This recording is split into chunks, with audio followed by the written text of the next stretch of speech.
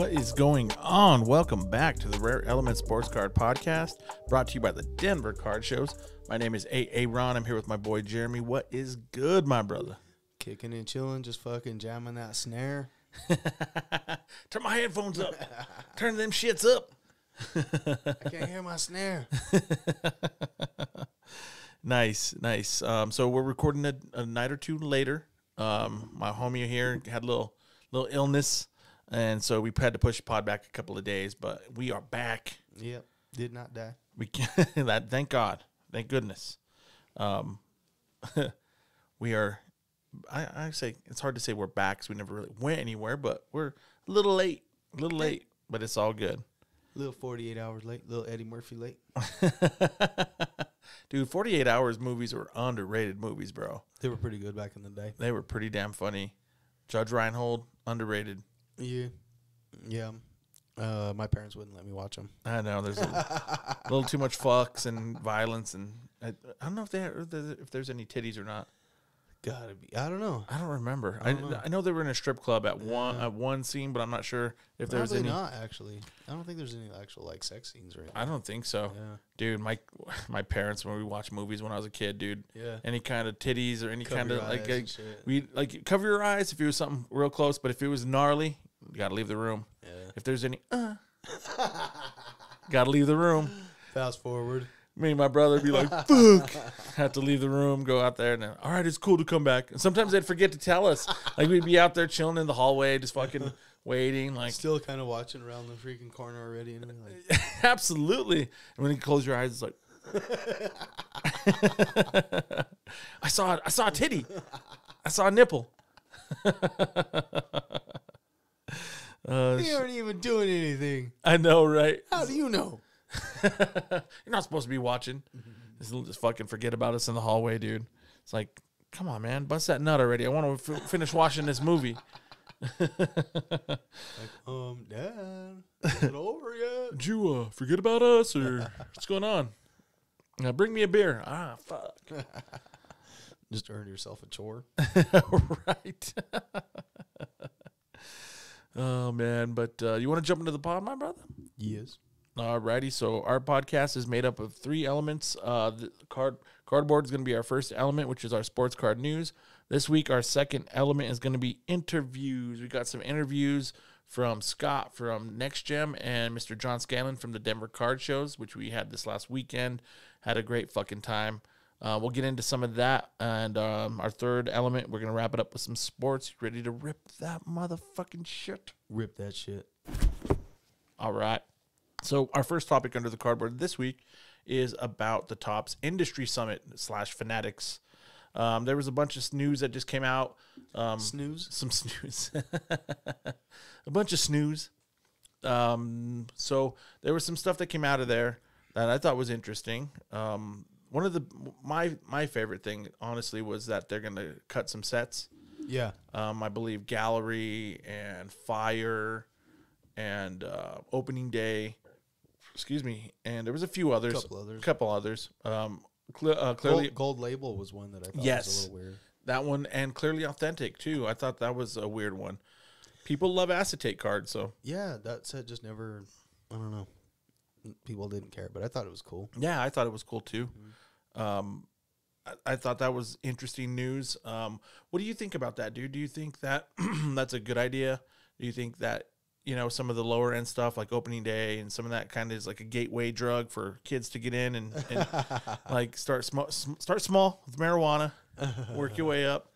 Well, we need entry level sets, and I don't know. I guess Fire and Opening Day were kind of perfect for that.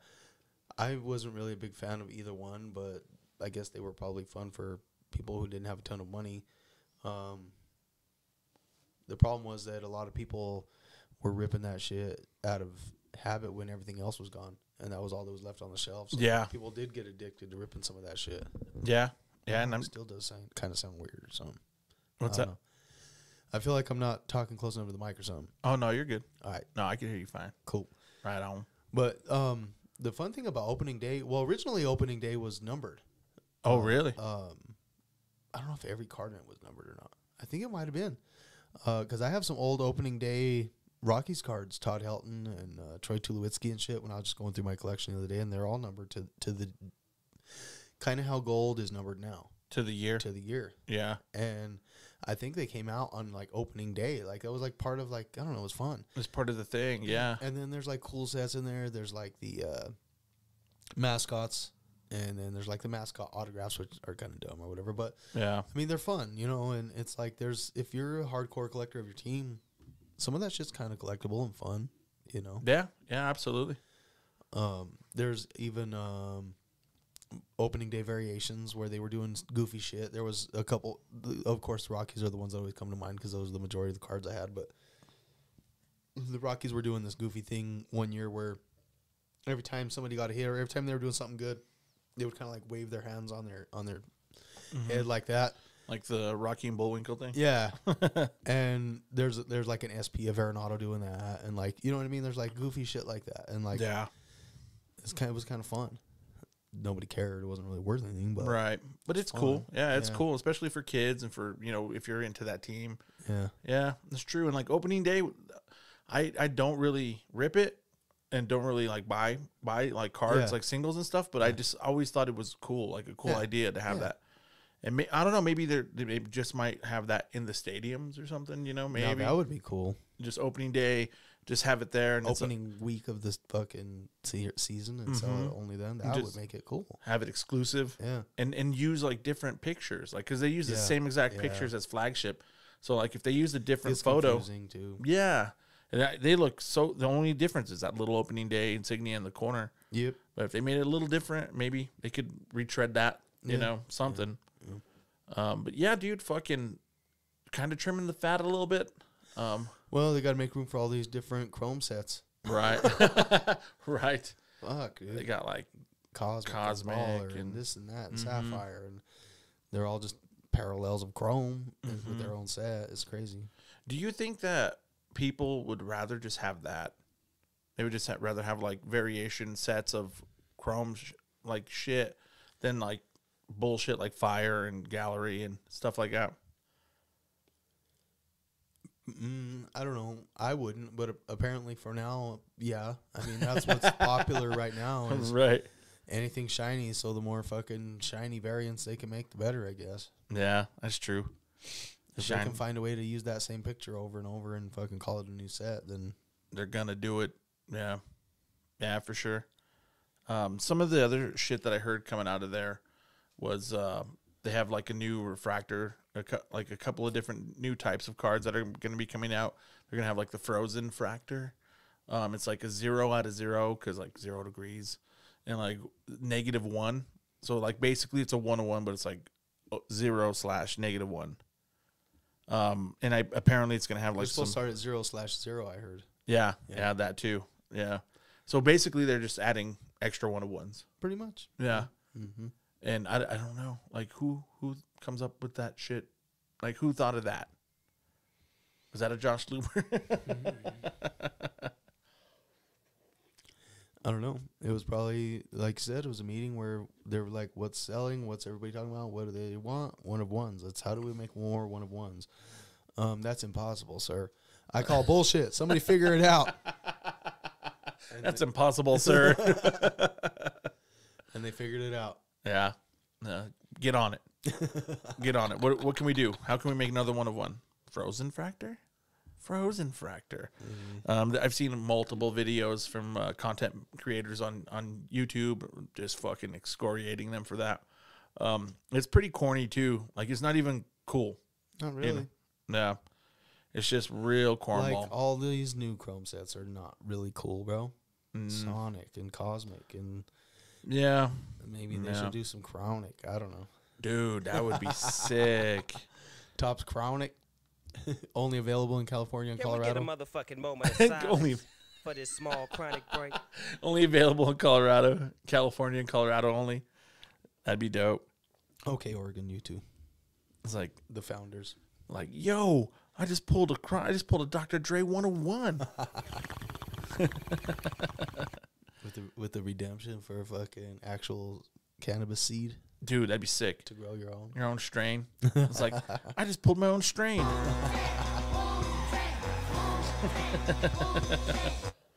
Hell yeah. the canifractor. Dude, that would be way more popular than the frozen fractor. You know? Yeah. I know it's for kids and all that shit, but We'll see, man. fuck them kids. Fuck them kids. Fuck them kids. What else? Oh, they're gonna have like retro. I don't know if they're retro fractors or if they're different parallels, but they're gonna like have Bowman firsts for like older players that never had Bowman first, like George Brett, Babe Ruth, Bowman first. They're gonna do some of that kind of stuff. What do you think about that? Not really a fan, bro. Like I don't know. I think it's fucking stupid. They did. They've had Bowman first, dude. Yeah, It was the first card that they ever made. The Bowman, yeah, just Bowman the same- 1940 something. Yeah, it just didn't have the first on it. Yeah, Yeah, bro. It's fucking stupid. And you know who else is getting one? Tom Brady. I fucking hate it. Tom Everybody's all excited. Brady. And I know that's an unpopular opinion, and I'm just a fucking Tom Brady hater, obviously, but Yeah, Tom motherfucking Brady. it's just a money grab, dude. It's so fucking dumb, dude. I can't stand it. I can't stand it. If it came out when he played like Russell Wilson's did, Right. I get it. Cool. But to come back and try and remake these rookie cards fucking 30 fucking years later, bro. 80 years fucking later for some of these. I mean, come on, bro. Yeah. It's stupid. It's a little whack, It's bro. just fucking money grab. Honey, go fuck yourself. Yeah. Yeah, it's a little whack. I'm not a fan. But I know it's going to be a huge card. Everybody's going to be chasing it. Everybody's going to fucking go buy all that Bowman draft now. Yeah. Yeah. So, A guy I work with, he came into work and he's like, dude, did you hear about the Tom Brady baseball cards? And I was like, yes. yeah, that's kind of been my mentality. And everybody's posting, oh my God, it's going to be so cool. It's going to be so fun to chase that. And I'm like, Dude, and they're gonna be gigantic. They're gonna be crazy chased. Like Shiner will put he a didn't even fucking play, dude. No, he didn't. No, he didn't play at all. No, I mean, he got. I think did he get got drafted? Yeah, he got I drafted. By them, guess, so but I don't even know what fuck around, but right. I don't even know if he ever suited up. I know there's like a picture of him like with like a Montreal jersey on, but Yeah, that's the picture that they were showing that they're gonna Yeah. use. I don't know, man. Water down Tom Brady autos. I don't know, bro. I guess they're going to be continuing their buyback promotion as well, like the MVP thing, and as well as, from what I've heard, they might be continuing it into different players and different products and stuff too. So that's kind of cool. So they just extended the current one as well, or I'm not sure. I want to say I heard that. I want to say I heard one. I that. got a fucking exchange, bro. I'm just fucking never. It's getting down to the nitty gritty now. I'm saying, dog. Yeah. I'm saying. Have to take a trip up to Springs, dude. Get you some wax. Yeah, I should just give it away. Give it away. Don't give it away. Give it away. Give it away now. I should have just sold it at one of the shows for like $12. I know. Dude, you probably could have got 15. Probably. But I guess there's still that opportunity. yeah, that's true. Who knows? That's true. I don't know, man. Do you think that part of it is, if they do extend it, is like because they printed the living shit out of Topps Chrome this last year? I mean, I'm still seeing it on all the shelves. Every time I go to Walmart, there's still Topps Chrome up there. Really? It's fucking a lot, bro. I've kind of kept my eye out for it just for that reason. Mm-hmm. Just because when I see it, I'm like, if it's cheap enough, I'll buy one. And then I usually talk myself out of it. I've been pretty good about it, but Yeah. You have been pretty good about it. I gotta say, dude. I don't know. Not a lot of wax has been very interesting to me lately. So, No. especially retail shit. Oh shit! I thought I was gonna sneeze. Bless you. Thank you so. Yeah, I don't know. Kind of forgot what we were talking about there for a second. Oh, Topps Chrome. Shitloads of Topps Chrome. Yeah, they did print a shitload of it, but probably more than ever. I mean, every year it's probably more than last time. Yeah. Maybe not more than ever, but more than last time. More than recent decades. Yeah. Yeah, for sure. Probably in the last 20 years. Every year has been more and more, so... Yeah. And this class is, I mean, there's a lot of studs in this class. So, I mean, I see why people would want it and chase after it, but it's going to be like those 2019 Zion rookies. They're going to be like 20,000 PSA 10s like of Wander and fucking Julio and all those boys. Man, it sure is fucking smart, though, bro. And, you know, it's good. It's smart and it's good, but at the same time, it's just another chase. So people are ripping these fucking $30 boxes hoping to get a $20 card. You know? Yeah. And how big is Topps Chrome set? A couple, 200-300 at least, Probably right? probably like 3. So what are your odds of even pulling one of those? They're pretty fucking low.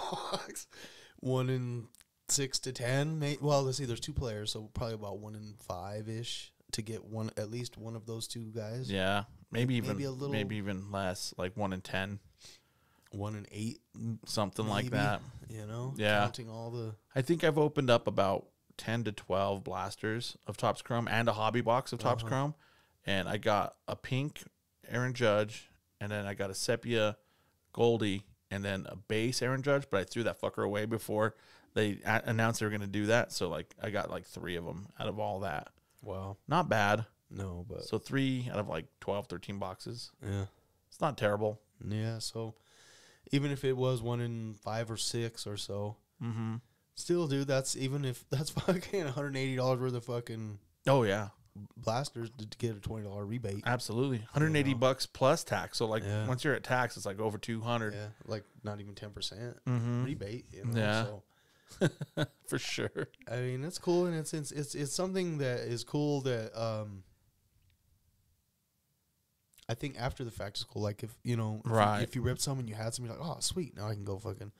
But the way they did it was smart because it made people go out and chase it while it's still out there. And that's true. So yeah, I mean it was smart, and it adds a little bit more to boxes that you just don't pull a lot out of. Yeah. I mean, I've got, dude, that box of flagship, dude, that hobby box I bought. Holy fuck, was it miserable? Like, it was the most miserable box I've ever opened, I think. Yeah. Like, I got Manny Machado out of 199 fucking mem card, and it actually says game used material on it on the front. And then you go over on the back, it says the same shit. Like, this isn't. Yeah, the back. I think the back always says that out of generic, but as long as the front says game used, then it's actually game used. It's just on the back is saying not specific. Right. It says not specific event, etc., etc. I think it's just a generic cut and paste fucking sentence that they use. Right. No, I think you're right. But it confused the fuck out of me. I was like, is it game used or not? Yeah. Come on. I mean, and how hard would it be to just copy the fucking same shit to the back, bro? Right. But it's probably a $5 card. And that was by far the best card. That was the only numbered card. That was the only fucking anything. Man. Everything else is just base. I got a couple of foils. Color? I got a couple of foils, but they were like veteran. Not even like, gold? Fuck no. Unnumbered gold? Fuck no. Oh, nothing, dude. Nothing. Just that Manny. That was it. It was rough. It was rough. Oh, speaking of that, fucking, I watched an interview the other day. They had, it was Luca Tigers and Bronze. They had, like, the marketing dude from Topps and Fanatics on. Yeah. And Cage Lawyer, one of the guys on the show, was, like, fucking kind of destroying him about that. He's like, he was talking about all the marketing stuff and what they're going to be doing. And he's like, yeah, that's great. He's like, but the cards are trash. He's like, I bought a hobby box with my son, and we opened it up, and like, he's like, it was awful. He's like, we got the same auto in 2 boxes, the same exact card. And he was like, and it was a nobody. And he was like, my kid was even like, man, this box sucks, you know?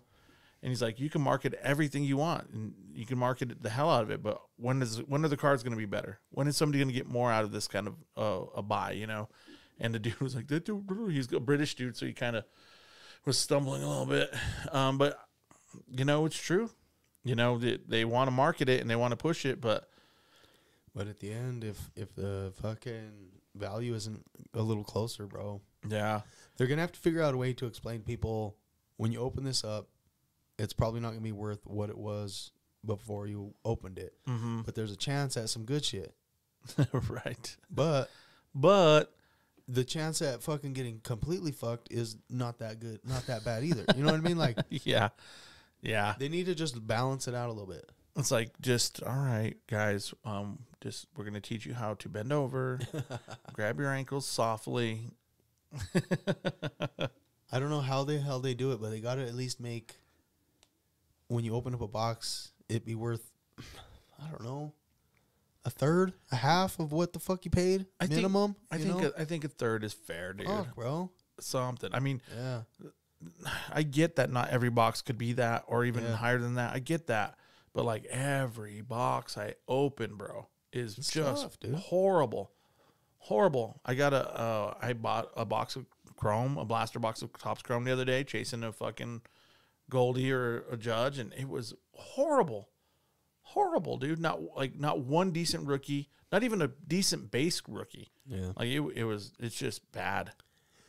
Yeah, man. And I You know open a $100 box, you should at least get fucking $25, $30 worth of cards. Yeah. Yeah. No, I probably got $10 There should be maybe. zero chance that you're getting a fucking 10% return. Right. You know? Mm-hmm. Yeah. And even if you don't have a hit, like a decent auto or something, at least give some decent base rookies.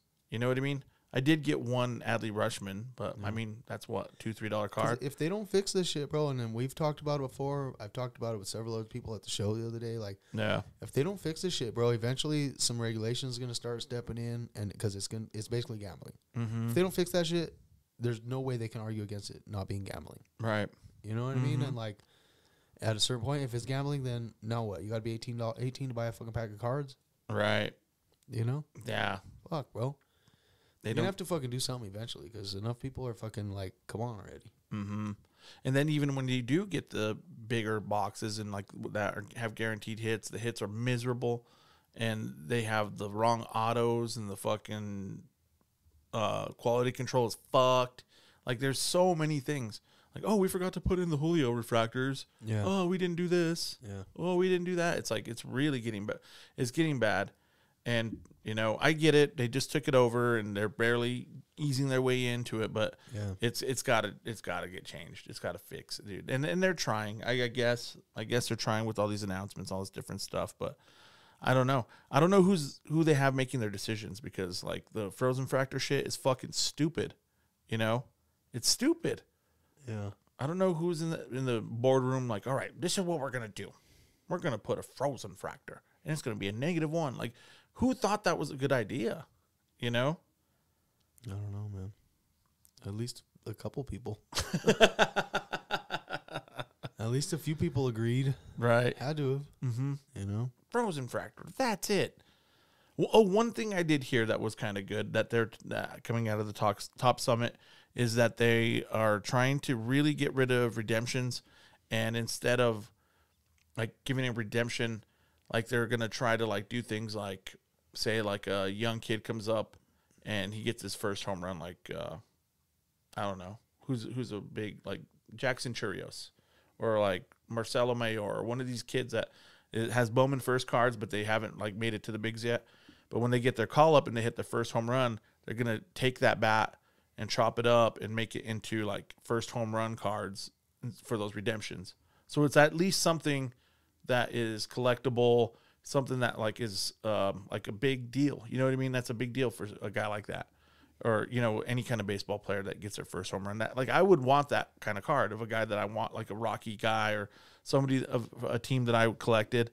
Like that'd be cool. Yeah. Yeah, except for they're chopping up the bat. I know. Kind of a piece of history, sort of. Almost. Kind of. Yeah. Yeah. I like it, but I don't at the same time. It's tough. Yeah. It's tough because it is chopping up a piece of history, but it is cool because it's a piece of history you could get instead of a redemption for an auto you may or may not see. So I thought that was a decent idea. Essentially, it's a redemption for something that's guaranteed to happen, almost. Right. And something that could be it could be historic. Like if, you know what I mean? Yeah. Like if that player turns out to be the next Mike Trout, then I like the concept. That'd be a big chase card for sure. Yeah.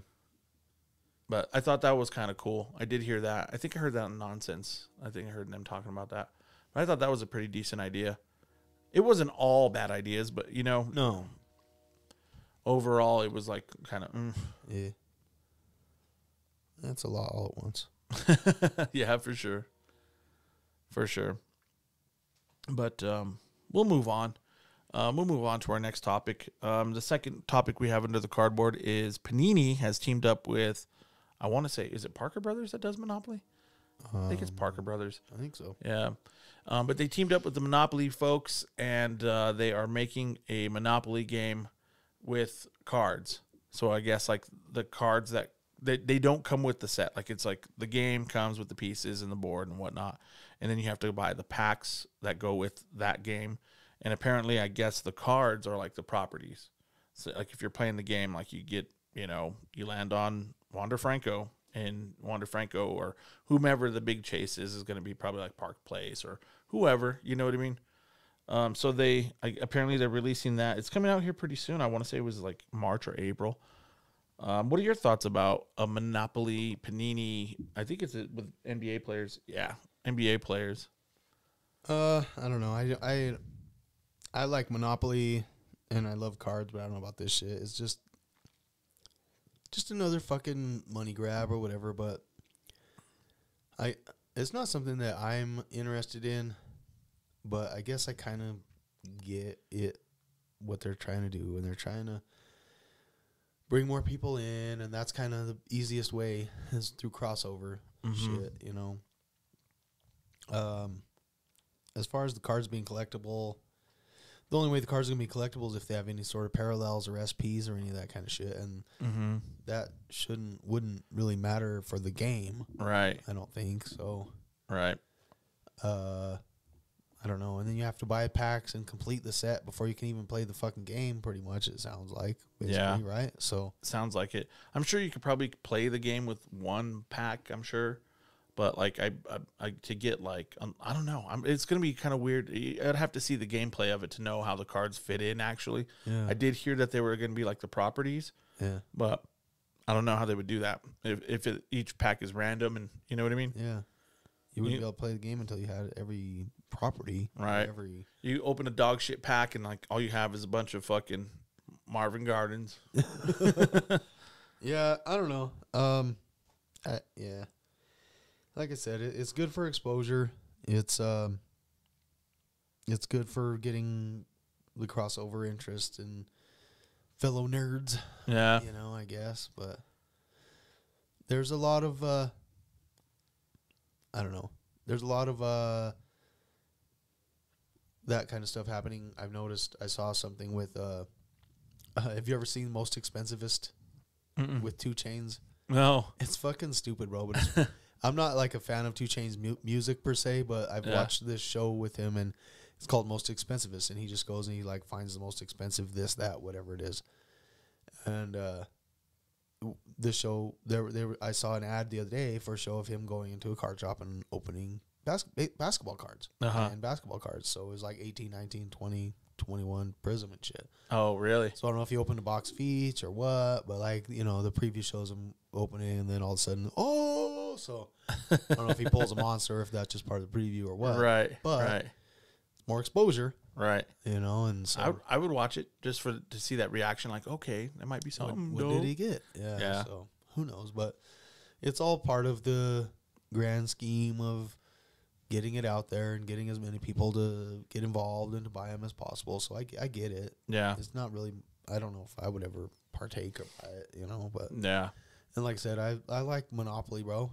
I do too. I've had crossover Monopoly games like Star Wars and shit like that. And I've always enjoyed Monopoly. Always, so, it's a fun game. I mean, you don't really probably want to play Monopoly with me because feelings are gonna get hurt. But I'm just saying. It's like I'm gonna fucking dust you, bro. Monopoly and Risk, bro. Like you really don't want to fuck with me. I'm just saying. Oh, that's funny. I don't know, dude. I'm a pretty mean Monopoly player. More money, more money, more money. Yeah, man. I've definitely, I wouldn't quite say lost some friendships, but it's come close. Oh shit. My record is probably 997-3 or so. Damn. That's pretty good. Maybe not that many, but those games take so long that most people fucking quit. That's true. Anyway, yeah, they tap out. Yeah, they're like, fuck it, man. I only have one fucking property. I keep landing on your shit. Fuck you. fuck you and your Roach Motels. No, that shit is fun though. My brother used to hate playing with me, dude. He used to loathe doing it. And I would bitch and act like a little asshole. My dad would be like, play with your brother. And then he'd be like, all right. Roll the dice, all pissed off. Fucking playing with me. I'm like, all You're happy. all moving his thing for him, huh? Yeah, I'll move it for you. 600. Were you But I'll just take those 3 properties. Let's go. let me go. We'll just go straight across. We'll go 80% of comps. Yeah, for sure. But yeah, so here's the question, the true question. When you played Monopoly, how did you do free parking? That's how I learned, was to play it with the free parking. As I started to get older and learn the rules, I went more by the rules. I was like, that all that does is drag the game on, bro. Yeah. When you do the free parking where everybody puts the money in the middle, and then every time you land on free parking, then every time some broke ass motherfucker's about to get fucking booted out of the game, they land on free parking. Next thing you know, they're the kingpin and shit, bro. Hit the lotto, son. Yeah, that ain't how their game's supposed to work, bro. Fucking stacking. And that's why it lasts till fucking 6 o'clock in the morning and shit. Yeah. Yeah. That ain't how it works. That's not how it's supposed to be. Yeah. Yeah. So when I was a kid, that's how we played it, because that's how I was taught how to play. But that ain't even part of the rules. I don't know who or how or what. That's crazy how there's those cult type of rules that like everybody does. Like I hear so many people play that way. Yep. So many people. I lived in Denver. And now it's actually written into like additional rules, or like, you know what I mean? Right. Right. Alternate rules. Alternate rules. Yeah. Yeah, for sure. Yeah, I played with some folks when I lived in Denver, and they were like, all right, free parking. Anytime you hit a chance card or any of these and you have to pay, it goes in the free parking. Yeah. And I was like, that's how we used to play. I was like, yes. All right. All right. Yeah. But like, yeah, dude, it's a thing. Yeah. It's a thing. No, I don't like playing like that because it just makes it take forever. Mm-hmm. And then when you got your foot on somebody's throat, they're like, free parking. Free parking. $7,000. More money, more money, more money. With your little mortgaged Baltic and fucking 8 G's now. It's your bitch ass Mediterranean place. Shit. Fuck out of here. I've been stealing out of the register the whole time anyway. I've been the banker, son, so I've just been slipping dollars out. No, I used to have to keep my eyeball on my friends because they were little shady fuckers. Yep. They were always stealing out of that bank. Catching them stealing here and there, 20s here and there. That shit adds up, son. Fucking A. I'm going to get it all eventually, but you're just prolonging the inevitable. Yeah, get it all eventually. And that's the other thing, too. When you run out of houses, you're supposed to run out of houses. You can't build imaginary houses. Oh, yeah. We used to fucking build imaginary houses. Yeah, there's only so many houses and shit. We used to do rocks or whatever we get fucking hold of. Like, ooh, eraser. Yeah. And that's how makes the game go faster too, is because if everybody can do all of that, then it drags it on. There's only a finite number of houses and hotels. Yeah. Yep, exactly. Yeah, when you play by the rules, it doesn't take that long. Right. But I don't think I've played free parking straight up a few times. Yeah. And I land on it and I'm thinking, man, it's not as fun, so people don't like to play that way. Look at all the money I'm missing out on. Lose. Yeah, because they lose. Because they're a loser. Because you have to fucking be strategic and shit. Mm-hmm. You do. You got to make that shit work. Battleship was another one. Oh, dude. Battleship was dope. Toast. Did you have the electric Battleship? I had electric Star Wars Battleship. Oh, shit, and that shit was son. like, it was like pentagons kind of. It wasn't like a fucking perfect grid. So it was actually way harder, bro. Really? Because in Battleship, as soon as you find one of their shits, I would just find their ship and then I would just keep searching for another one. I wouldn't fucking finish them off. I would just let them hit you once. All their shits and then just blam, blam, blam, and then it'd be like, I would just hit after like 20 in a row and just dust all their ships, bro. And they'd be lucky to pick one or two of mine off, and then he'd fucking hammer me and. It's like, I'd just have you on the ropes. They'd be like, why'd he stop? I'm like, because you're already dead, fool. That's dead. That ship right there is dead. I'm looking for your other shit, son. The Star Wars one was cool, man. It made all the fucking X-Wing sounds. And fuck yeah. Darth Vader talking and shit. And I find your lack of faith disturbing. I had it. I finally took it to the Ark or something a while back. Oh shit, yeah. It didn't work with the batteries or anything anymore, but it still had most of the pieces. You could play it, but yeah, that's cool. It was fun. I never had that one. I only had Star Wars, Monopoly, and Battleship. Damn, I've never had that one either. I did have the Pueblo Monopoly version. Oh, really? Yeah, and it was ghetto as fucking Pueblo. It's ghetto as fuck. Pueblopoly. We'll see though. We'll see this Panini basketball got LaMelo Ball Place and fucking Zion Avenue, and we'll see what it looks like. Yeah. I mean, whatever. It's cool, I guess. I'm just being a hater. Buy some packs and just like grade them and get them in PSA 10s and see what happens. Guess, yeah. Yeah. I wonder if they're going to have parallels and short prints and stuff like that. I don't know, man. I don't know. In order to make it relevant in the hobby, they're going to almost have to. Yeah, for sure. I would think. And I'm sure that's part of the appeal that they want. You know, they want to be able to have those cards be especially something. if it's Prism or whatever. Mm-hmm. Yeah, it is Prism. But I guess they have those Prism Funkos and shit, and there's no parallels for any of that. That's true. So we'll see. know. Yeah, we'll keep an eyeball on it, see what comes out with it. We might end up getting a board and just buying it and displaying it in the studio here. Yeah. But yeah, I don't know. I'm still, jury's still out for me. I'll see. We'll see. Yeah. But we'll move on, bro. We'll move on to our next topic under the cardboard, which is the Denver Card Show recap. This last weekend, we had the Denver Card Show at the Crown Plaza Convention Center and Hotel, and it was a good time. I had a great time. Set up a table. We had tables right next to each other, so that was pretty cool. And what were your thoughts of the show, bro? Shit, yeah, bro. Pretty much just everything you just said. It was dope. It was as busy as I've ever seen a show here in Colorado. As far as traffic, stuff like that. It was a great time. Trade night was gigging. It was a little swampy in there with so many people that showed up. There's a lot of dudes in that room. Yeah, a lot of dudes. It was a little thick. The air was a little thick.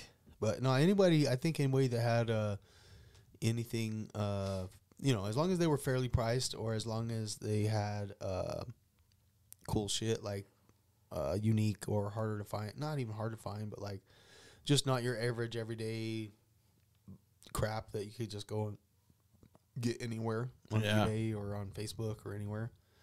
I think pretty much just anybody that had anything unusual or different at all killed it, Mm-hmm. So it was cool. A lot of people coming up asking for UFC.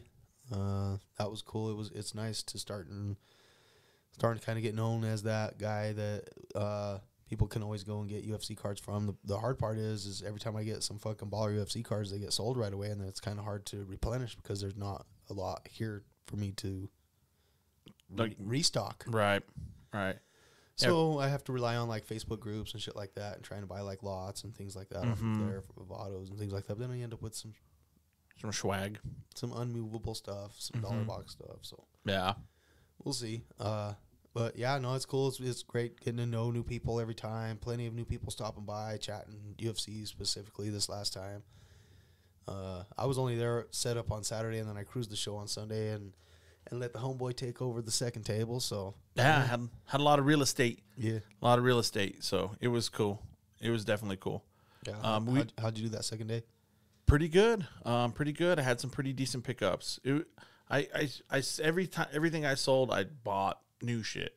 So like I probably only made a couple $100 on the show, but I bought a ton of stuff. Like I ended up with that LaMelo Ball, and I got a nice game used SGC 9, but it was like a 2010 Tom Brady, Peyton Manning, and they had game used patches, and they were like both like 3-color patches in it, and it was dope. It was a dope card because it's like the biggest rivalry of like my time growing up and watching football.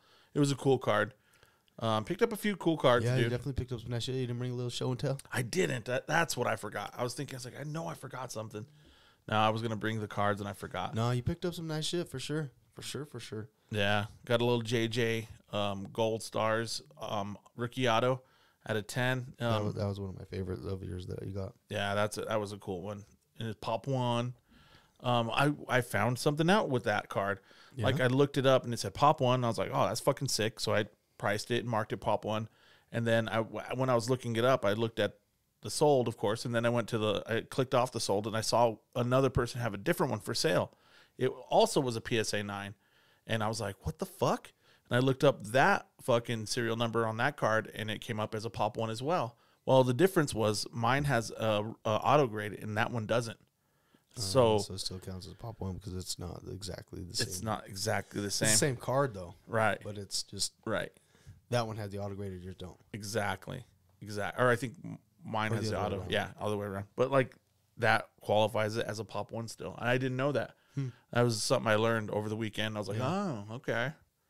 So there is another one out there that's a 9, and there's none higher than that. So, like, there is another one out there. So technically it's Pop 2 card. Pop 2 grade. Pop 2 grade. Yeah. Pop 1 card with the auto grade. Yeah, whatever. Yeah. Weird. And the auto on that other one looked pretty similar. So, I mean, it didn't look much different.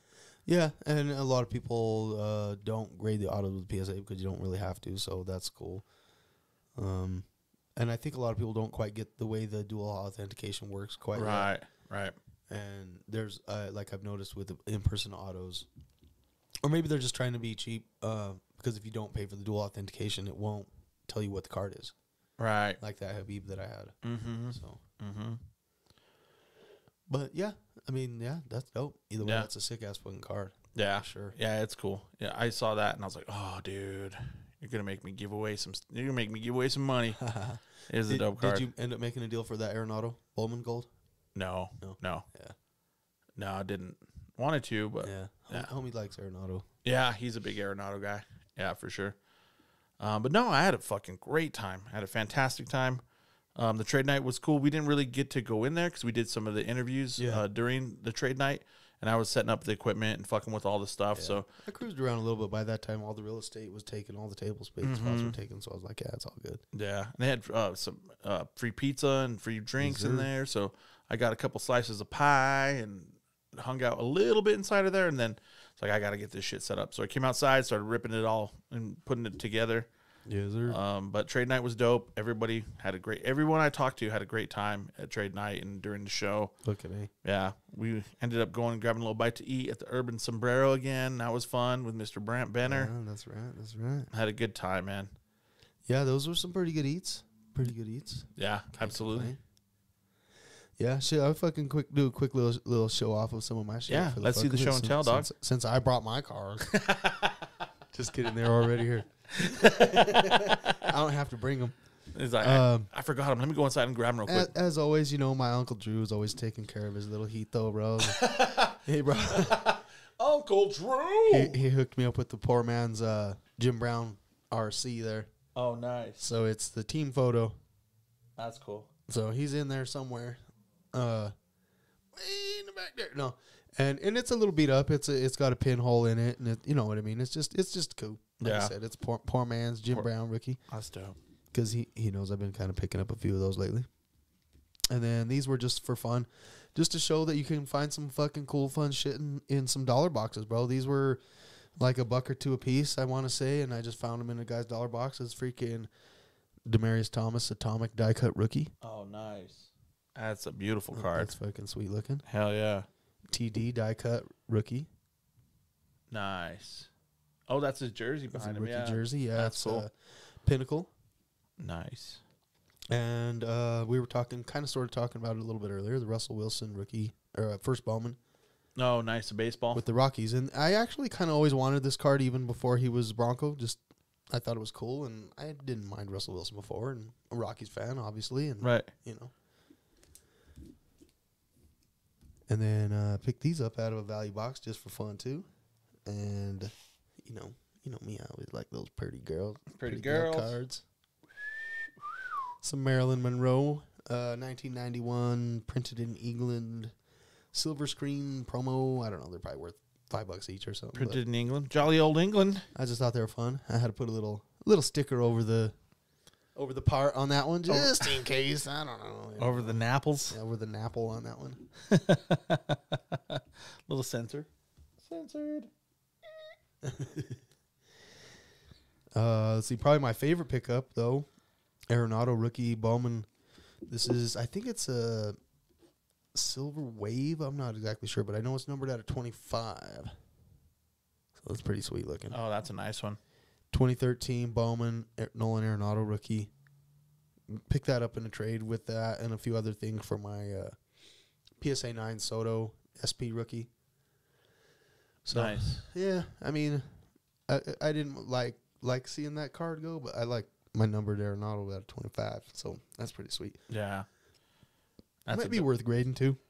Oh, yeah, that's really centered. And I just brought this because we were talking about Phoenix the other day. I picked this up too for the cheap. I don't even know. It's maybe a $10 or $20 card or something. I haven't even comped it yet. But Is that the Fireburst? is that what it is? Fireburst. I know it kind of has like a pulsar refractor sort of to it, and then like a reddish. And I don't know. I thought it was pretty cool. Yeah, So, that's definitely a cool card. Jalen Hurts. Jay Swooped Hurts. that up. I just brought that in because we were talking about the Phoenix the other day, and it is actually chromium for sure. Yeah, that's a pretty card. A couple of receiver RPAs, little triple threads, Devontae Adams. Oh, nice. I think these are both numbered out of 75. So little patch autos there, and AJ Brown had himself a hell of a season. Yeah, he had him. Yeah, he did. He had himself a decent Super Bowl too. Yeah, so I don't know, a couple of cool little RPAs picked up in a deal when I was at the table on Saturday. Oh, that's nice. That's Spectra. And this is a really, really cool one. The thing about it is it's FCG, of course. They don't have any kind of cred yet. Tough to say if they ever are going to get any kind of cred. I don't think I'm going to leave this in here. I will probably crack it and send it to likely PSA, maybe SGC. I might just send it to SGC just to get it back sooner and pay a little less. And I don't think it's going to be a huge difference whether it's SGC or PSA. Probably a little bit, but Johnny Unitas rookie.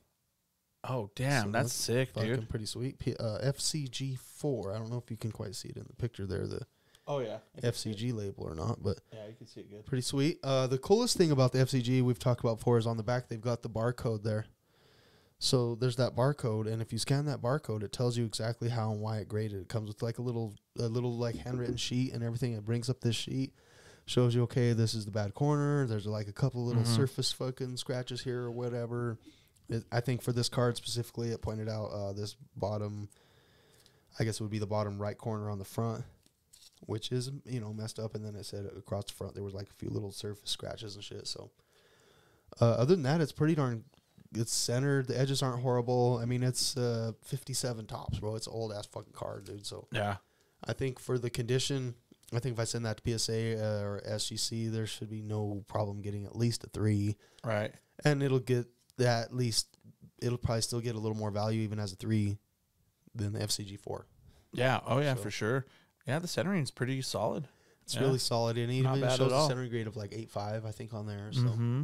and the only reason it graded so low is because it can only go half grade above the lowest, which is That 3.5. Corners, for I the think. corners. Yeah. and that's because there's one pretty bad corner.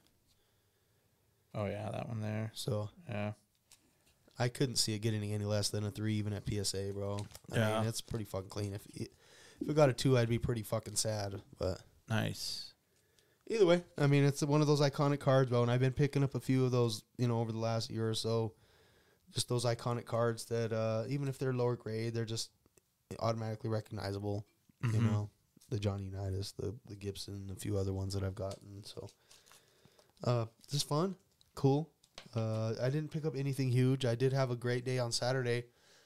I went and picked up some more Bronco Valley box fodder and some shit like that, and kind of toured the show and just chilled on Sunday and tried to relax and have a good time and enjoy the show. And still ran out of time, bro. It Yeah. trips me out how fast the time just flows. And It just flies by. it was like I didn't even have time to do half of the shit I wanted. And I spent all day there still. Yeah. Yeah. You left when I left to you left go- like when I left. I left to go check out of my room, and I came and went a few times throughout the day, but for the most part I was there almost all day. So Yeah. Yeah. it was still didn't even have half the time to do what I wanted to do. So Yeah. it was a big show. It was a lot of people. It was fun. All the vendors were cool. It's always good running into the homies, meeting new people. Tons of new people that are totally cool and hopefully interested in the pod and shit. And Yeah, yeah, for sure. We had quite a few people come up and talk to us about the podcast. That was pretty cool. It always is, but it was at this show. There seemed like there's a few more. So Yep. looks like we got a little bit. We're growing a little bit. So yeah, that's always let your good, man. homies know, spread the word. Try and help us reach out to Colorado just a little bit. Be dope. Yeah, for sure. For sure. So, but yeah, it was a fantastic time. Big shout out to Jon Scanlon for putting on such a great show. He's doing a great job with it, marketing, getting everything going, putting it all together, and just growing into a big, nice regional show. Like it's hopefully one day it's going to be like Dallas and Burbank. It's going to be like one of those shows. So it's been doing nothing but growing. So I don't see any reason why it won't. Yeah. Oh, that's one thing I forgot to mention too was the Mr. Scanlon. Speaking of the pimp himself, give us a pack of those Cardsmith currency cards, and we're gonna do a little content and kind of maybe open up a box of those. There's I think 2 packs in each box, and kind of check those out a little bit. Maybe do a little giveaway. Maybe a little giveaway. Cool if there's fucking something dope in there worth giving away. So there's Elon Musk cards in there apparently that there's some low numbered stuff. I don't think there's any autos of Elon. I don't think so. But there's pretty cool low parallel cards of Elon as well as cryptocurrency cards. So I guess you can get an entire Bitcoin in one. There's in like one a of them. redemption for like a Bitcoin, Right? And, Right. All sorts of crazy cool shit in there that is kind of new and innovative. It kind of reminds me of Zero Cool, but like a little cool, A little bit cooler, a little fucking cooler, man. And one of the coolest things that we found out about is there's going to be a Bob Ross set. Right. Oh, dude. Yeah. So dope. Yeah, they're called Cardsmiths. Check it out. Let us know what you think. I mean, it could be, it's just one of those new things. It could be interesting. I'm not telling everybody to go buy a bunch because it's going to be worth a bunch of money. It's just something cool and different and new. And apparently they're having something where the first, I don't know if it's the first person or the first 10 people or something that put together like a complete set and turn it in with all of the SPs. I don't know exactly the whole story to it. Jay was the one telling me, the guy that was like our connection through John to get the card from. Yeah.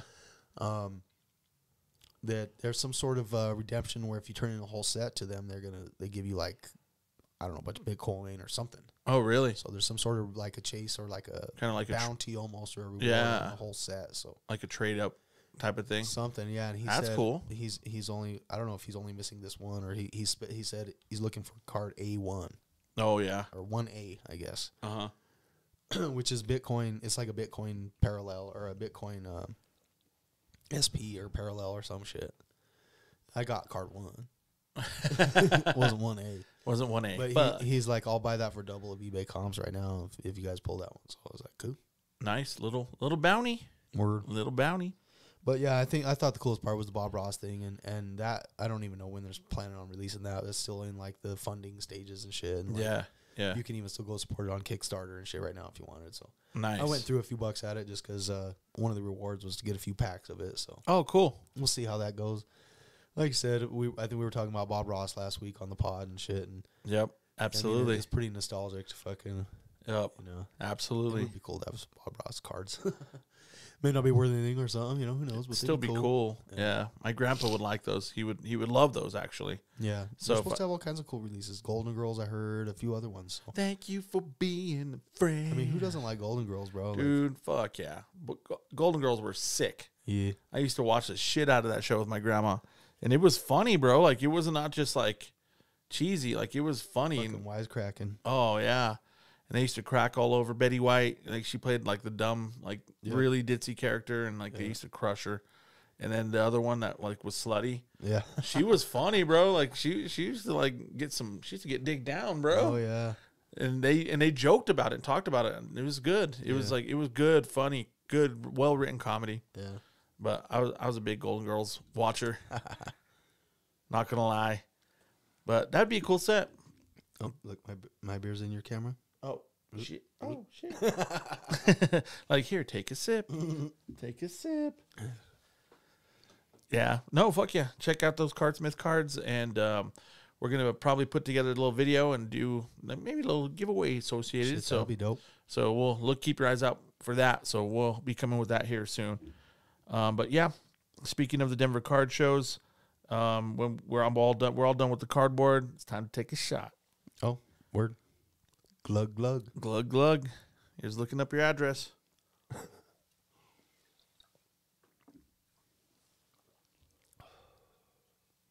I'd like to bend her over a barrel and show her the 50 states. That's a saying. No, it's not. Now it is. No, he's like, it was in a movie. No, it isn't. It is now. That fucking movie's dope. That's another one that's badass. Horrible Bosses was funny as fuck, dude. And then they forced it into the second one, too. Mm-hmm. Somebody actually says it. It's like, it was a scene. Man, that was a good one, dude. Motherfucker Jones. Oh, that was the shit. But now that we took our shot, we're going to get a little word from our sponsor, and we'll be right back. This podcast is brought to you by Denver Card Shows. Come find your grail and chill with some of the dopest people in the hobby. For more information, check out denvercardshows.com.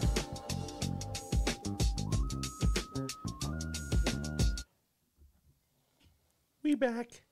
Always a blast kicking it with Mr. S. Yeah, we actually had the chance to sit down and have breakfast that morning of Sunday of the show, and it was a good time. We were having a good time, cracking up, telling stories. It was fun as fuck, man. Yep, becoming quite the good homie. Yeah, for sure. I mean, I think so. I think so. Hopefully he thinks so, too. Absolutely. Absolutely. But speaking of Mr. Scanlon, that's going to introduce our first interview that we have for this week, and it's with Mr. Jon Scanlon. So here he is. Hey, what's going on, guys? We are here at the Denver Card Show. We're here with the promoter and the man of the hour, Mr. Jon Scanlon. I'm here with my boy Jeremy, as always. What's going on, John? Nothing, fellas. Just living the day today, man. How about it? Oh, man, it was a damn good day. Yeah. Damn good day. Perfect day. Yeah, I felt a little bit of hype coming into the show. Yeah, you were telling me the other I day. never really could have imagined, though, the just jump that was there from 10:15 until about 4 o'clock today. Yeah. It was crowded. It was nonstop. Yeah. Yeah. I've been promoting shows in Colorado now for about 5 years, and this was by far the best attended show I've had. And that includes the big shows I've done with Mike. This was off the hook. Yeah. That's awesome, man. Absolutely. Absolutely. And all three of us, we shared the hallway. Yeah. Shared the hallway. Had a great time. We're all hallway buddies today. Yeah, and you guys know that's not something I like to do. But, we had the ballroom this time instead of the typical convention center where we are, Right. which the ballroom was a great venue. It is. Right? Yeah. But, I had to put a few people outside, so, No, think no it's worries. cool. Yeah. It actually worked out nice because it was hot in the room. Yes. There were so many people, and we were outside, and we got a nice cool breeze. Every It- time that door opened, yeah. It was wonderful. Yeah. Yeah. Get a little bit of foot traffic of passersby that were not even here for the show. Yep. Yeah. So- Yeah. There's the dance convention going on, so there was a lot of people here. A lot of people in the hotel, more than normal. Yeah, Yeah. for sure. Yeah. Which is the reason that we were in the ballroom this time. Yeah. Absolutely. So, but again, great venue. Denver, y'all really showed up and showed out for this show. Straight up. So we still got another day, bro. I know. Good God, thanks. Continue showing up and showing out, y'all. Yeah, for sure. No, I couldn't have been happier with the way it turned out. We had 65 vendors this time, and 11 of them were new who've never set up before. Oh, So, nice. You're pushing almost 20% new vendors Right. on a show Yeah, like that's this. crazy. Yeah, absolutely. Yeah. So next month, we're really trying to scale this thing up, and we're really going to try to push the limits. So Awesome. let's see where we can take this thing. Yeah, absolutely, man. Since they were in Westminster, from there to here, Yeah. they've just been growing and growing and getting busier and busier. Yeah. Yeah, you put on a great show, man. Absolutely. Guys, I appreciate it, and I appreciate all the support because yeah. you guys are always out here doing the shows with us. So thank you very much. Oh, Yeah, trade night in there right now, popping. Yo, first ever trade night, and we put this together with like 10 days notice. Yeah. So I'm very, very pleased with the turnout. Yeah, heck yeah. We ordered way not enough pizza, so got to go for round 2. So yeah. that's usually the case whenever Yeah. pizza's involved. There's hardly ever enough, usually. Yeah, and a big shout out to NextGem's app. Heck yeah. They're our sponsor, right? And came together with us 10 days. And they're like, hey, guys, we can do this and put together something really special for the people of Denver. Yeah. And we really did. So I want to say thank you and a big shout out to those guys. Heck yeah. I think you guys are going to talk to Scott at some point We tonight. sure are. So We're going to Yep. get him on the mic here shortly. awesome. And Awesome. And I've had nothing but a great time with Scott. So it should be a great interview. And I can't wait to hear that. Yeah, absolutely. Absolutely, man. Well, man, thank you for putting on such a great show. Of course. Always having nothing but like love and respect for us, for sure. So appreciate it. I've always had a dream of putting this community together. You know, there's so many little armies of people that are kind of in their own little cliques here and there with different stores and different, you know, whatever. I want all of us together. This Colorado community is incredible, and when we put this together, we get events like what we had today. So I've seen very little beef between. I mean, there's always cliques, like you said. Yeah. But like, between almost everybody gets along. Like, you know what I mean? Like it's crazy. Yes, I can't imagine the other communities being quite this tight. that is something that I have worked very hard on here. You know, it hasn't always been like that in this town. Like, there's definitely some old fueled, like, Hatfield and McCoy hate between some of these guys, right? But, like, that I have made sure to put... We're putting on a show. You can't put on a show. Right. No, fuck that. We are a community here. What's good for one is good for all. We have a card show next week coming up, the iCard show. Yep. Everybody should come out and support Mark. He's doing a great job getting that together. So, Yeah, you know, all let's of the go. promoters all set up at each other's shows. It's awesome. Absolutely. So let's keep growing this thing, Colorado, and thank you very much, boys. I appreciate all the work you do. So, Hey, man, we appreciate you more than you know, sir. for sure. Absolutely, man. Boys, Appreciate you, John. that was as awkward as could be. That was the worst handshake ever. No, the worst. You want it? Give me a pound. It's a turkey. We got the turkey. That's the most this one, awkward ready? handshake. Yeah. Stick shift. All right. I don't know who's going to win this, all right? No, it's getting pretty bad. It's getting pretty deep. Boys, thank y'all, and look forward to see you. When's your next show? March 25th. March 25th. Change your date, right? Yeah, Change we the had to date. push it back a week. But All right. Yeah, March Cool. 25th, and we're going to have a trade night Make- following as well. So. Make sure you shoot me a note so I can update the website, because I think I still have the old date on there. Okay. So shoot me a text, and we'll get that updated. Sure and will. Thanks for everything. Thank you. Appreciate you, man. All right, boys. All right, See thanks, you John. mañana. Later.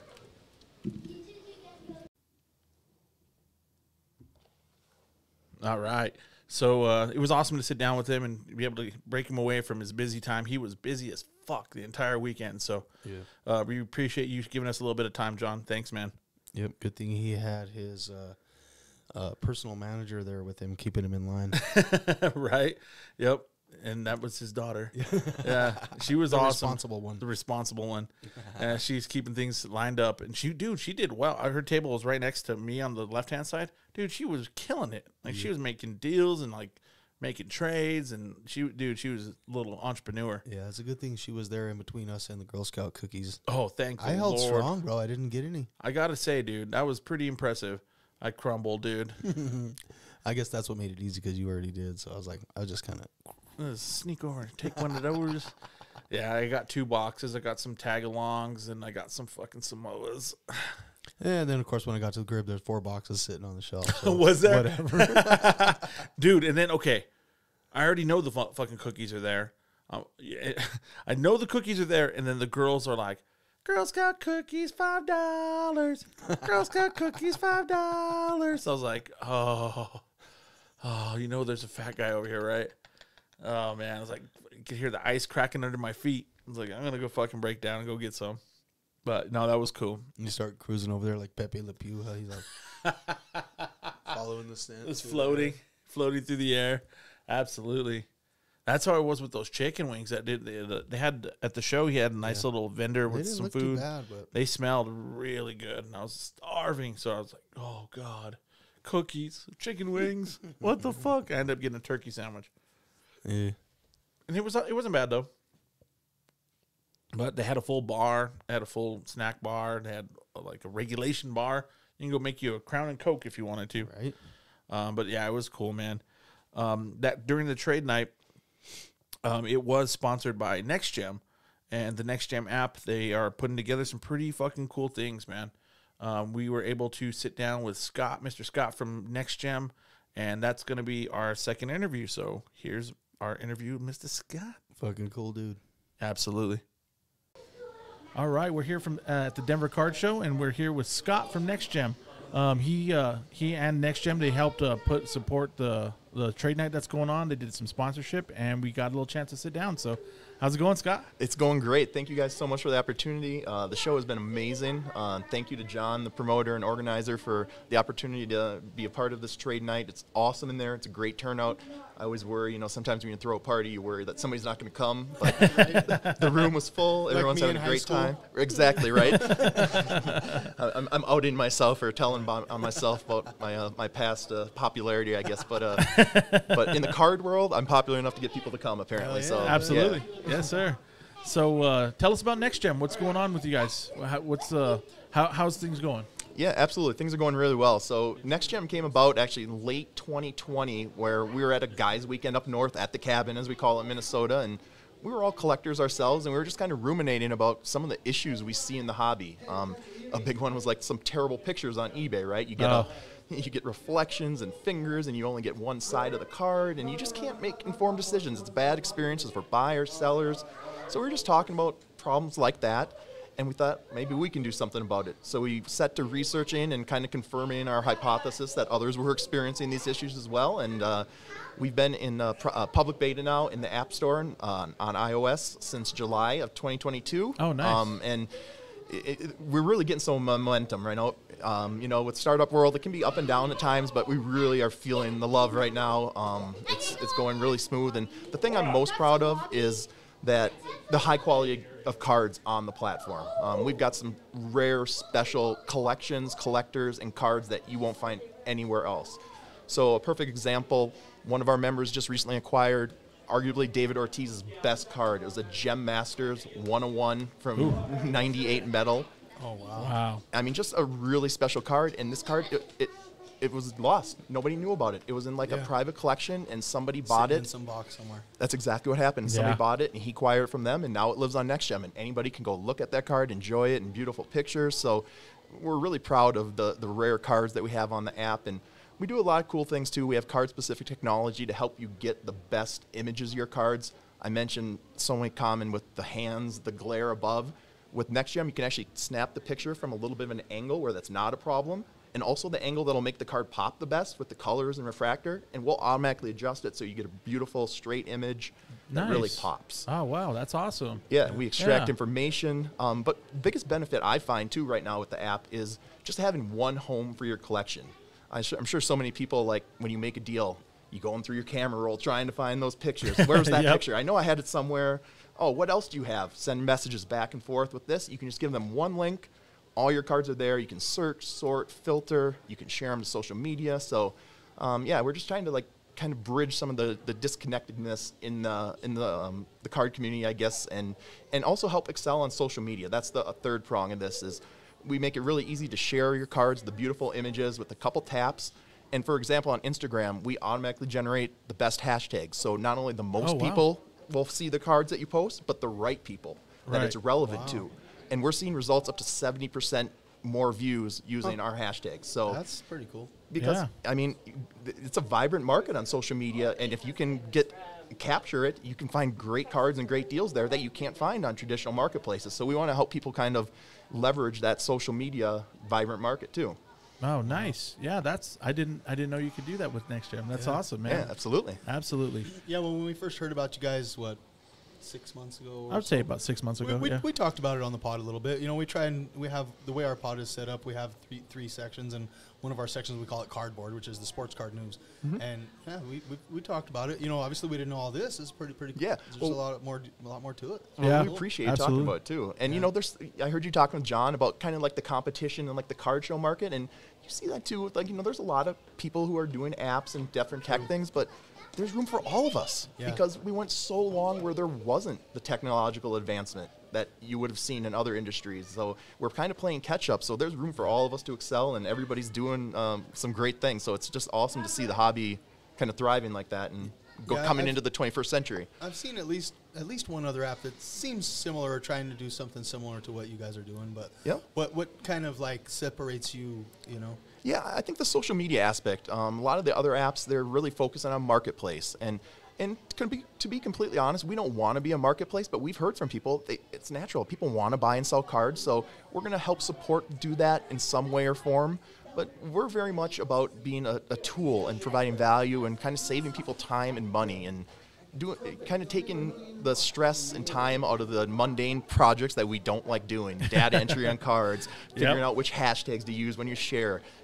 editing images so they're cropped, all that stuff. We take the hassle out of it so you can focus on the fun stuff. Absolutely. Is there any integration with eBay when you go to list a card on eBay? Does it fill out some of the stuff for you on eBay as well? Or Yeah, so we don't integrate with eBay to list yet, but that's a possibility. But one thing we do with eBay is one of the common things we heard from people was we want to comp our cards, which, I mean, anybody who knows cards, that's a very difficult question. And even the people who are best at it are, it's uneven results at best. So instead, what we did is instead of telling people what their card's worth, we tried to show them. So for every card that gets scanned, a link is automatically generated under it with the eBay, and you can click it, and it'll show you recent sales for that card. Oh, nice. So we're not trying to use some fancy algorithm that's going to tell you your card's worth way more or way less than it is. it's saying figure it out for yourself, but here's a quick link. Here's the data you to need. give you a little Exactly. So that's kind of how we're integrating eBay at the moment, but there's some potential to do some other stuff down the line too. I like that because then you still have to do a little bit of work. You're not just, well, let me pay them to tell me what my stuff's worth. Right. You know what I mean? Like, And that would be great if the data was right. The problem is when it's wrong, and then that leads to Right. bad experiences for buyers, for sellers, and it's just so,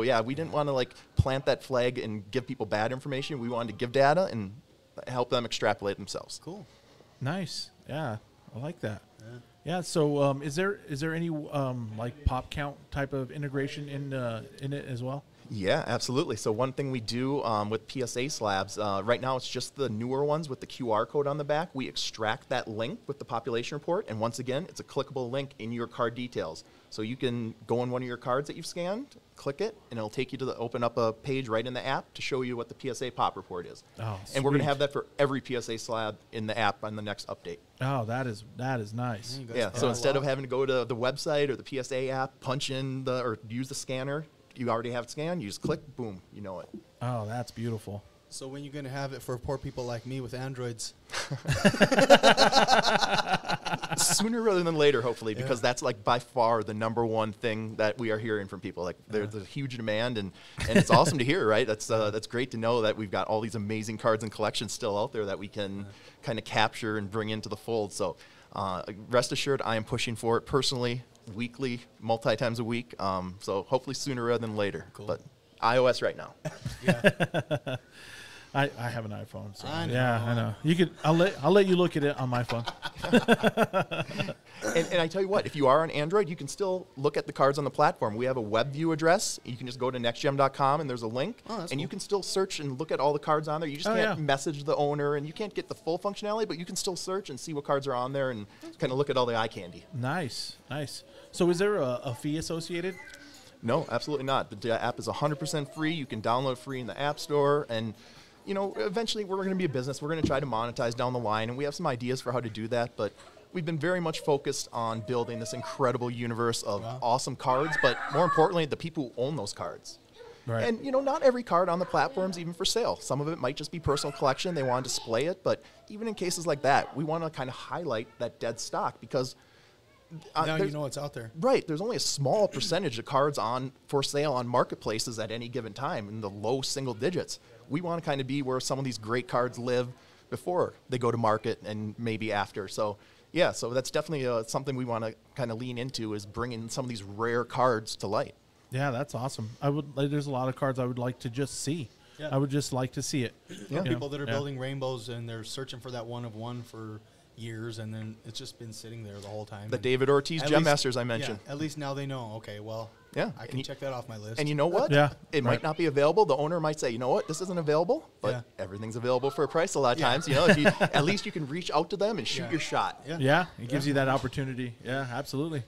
So is there what's next for NextGem? What's coming next? Yeah, so the next update, we got a big upgrade coming. Another one of the things that was most requested was people wanted the ability to not have to necessarily image with the app. If they already had great pictures of their cards, they wanted to be able to upload them. So that is coming soon. I believe late March that will be out. So that's going to be a big one for us, and it's going to allow us to capture a lot of other amazing collections because some of these cool rare cards, they're vaulted. The owners don't have them on hand to image them, so we obviously want to have those cards on the platform represented and for their owners to be able to show what they have. So that's the big update coming soon. We will be at Mint Collective in Las Vegas at the end of March. We'll be set up at the National in July, right? And we're going to be in the corporate area, set up in the middle. We're going to be doing some really fun, cool stuff. So, keep an eye out for us. Absolutely. Is there a way to prove that you have the card. You know what I mean? Like, you post a card into your collection, but, I mean, anybody can put a picture, right? Yeah, exactly. And that's one of the reasons we didn't come out with that feature right away, the upload, because we thought if you image it in your hand, and even there, somebody could go to a card show and try to. So there's only so much you can do, but absolutely, we'll definitely have checks in place for that type of stuff and make sure that somebody's not reposting cards that belong to somebody else. But, there's always going to be a degree of risk in the hobby with that type of stuff. But we're absolutely, as collectors ourselves, we understand it, and we are being proactive on it. Cool. Awesome.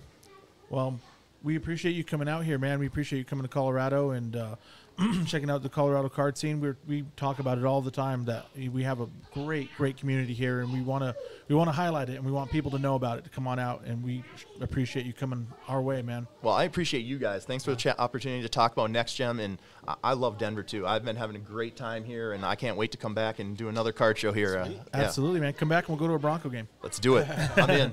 Awesome, man. Appreciate you. Appreciate you. All right, thank you, Scott. Thanks, guys. Yeah, absolutely. Have a good one. You too.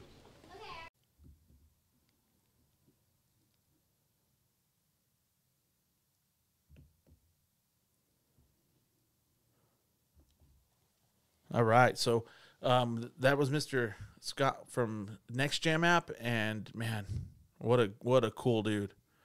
He was awesome. You could tell he's passionate and he really cares about the hobby. So appreciate you giving us a little bit of time and sitting down with us, man. That was really fucking cool. Absolutely. Hope to see you again soon, brother. Absolutely.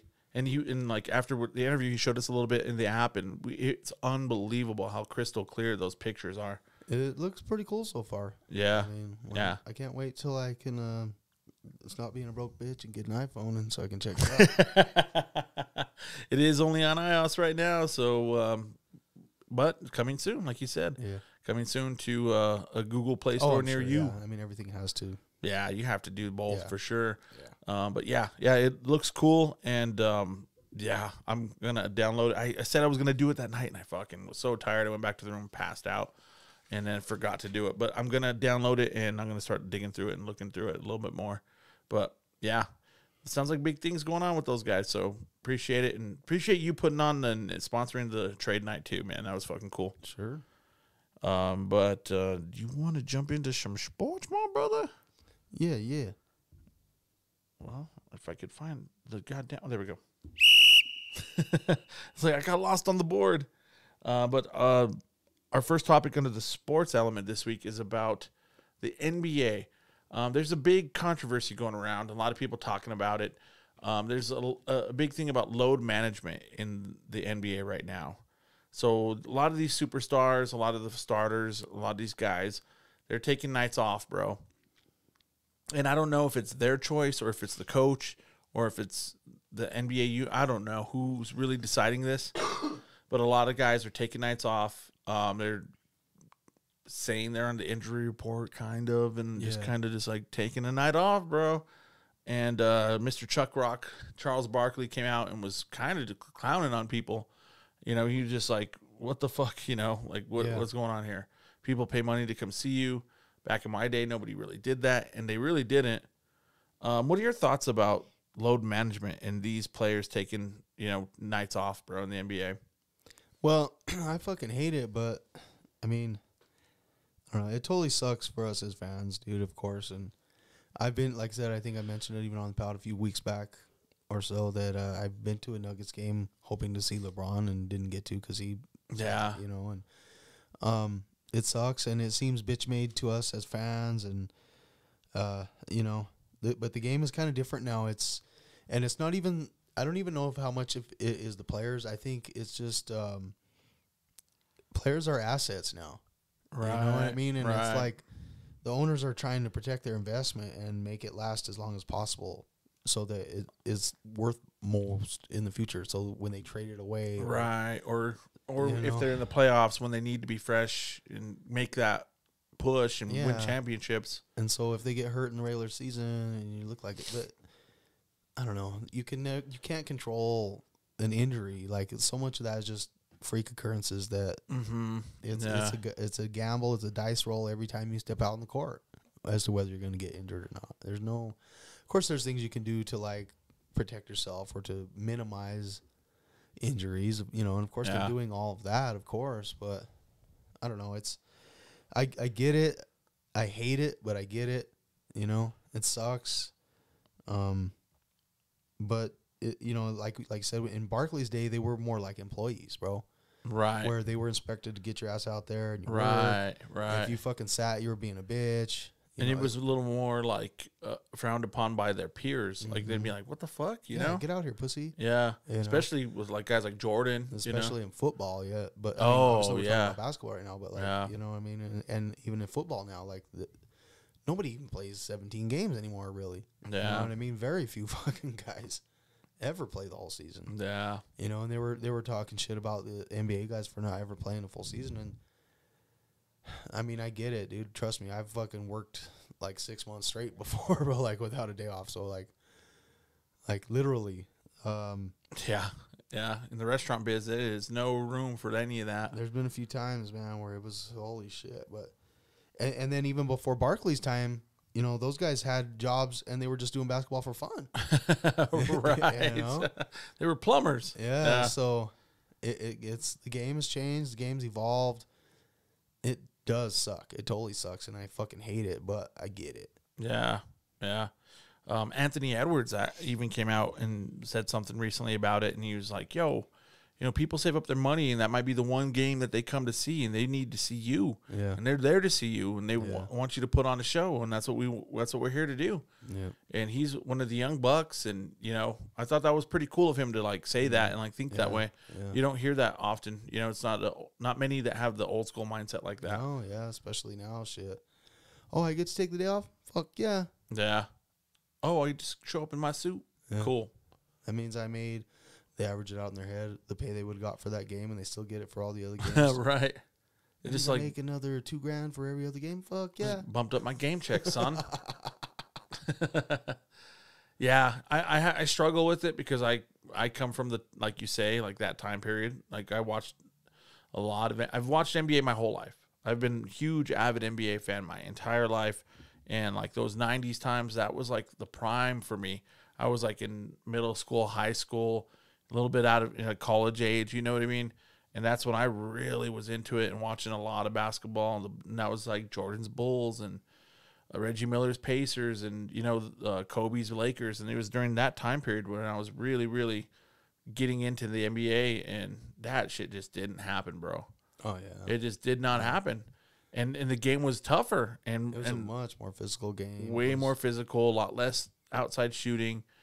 They were going to the rack. The defenders were just fucking you up, It bro. looked like a rugby game compared to what they fucking play now. Exactly. You know, those Knicks, those teams, those New York Knicks teams of the 80s, 90s, and the Pistons teams of the 80s and 90s, dude, they were fucking you up. Yeah. You don't dare go in the paint, you know. You know what's going to happen, and I don't know. It was a rougher game, and they didn't miss games. Nope. So now I just find it hard to believe that they can't play these games. You know what I mean? It's like I understand injuries happen. I get that, and I know you want your guys to be fresh for the playoffs, and I get that too. But you can't tell me that it can't happen because I watched it happen. You know, so to me, it's like I'm like old. I like get off my lawn moment for me. It's like it just looks like bitch shit. You know, it's pussy shit to me, and it's. Yeah, the science and analytics are taking over everything, bro. Yeah, You know, and it's true. just- And I mean, does it? The thing about it is, does it make it for a more watchable NBA? Not really. yeah.